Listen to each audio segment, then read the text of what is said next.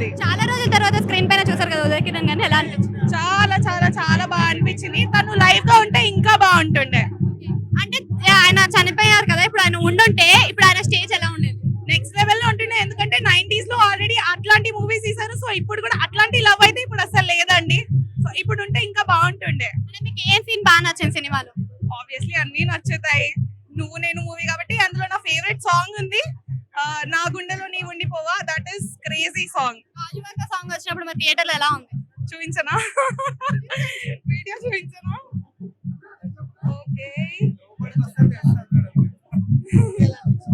Okay I just show you. Video చూపిస్తున్నా.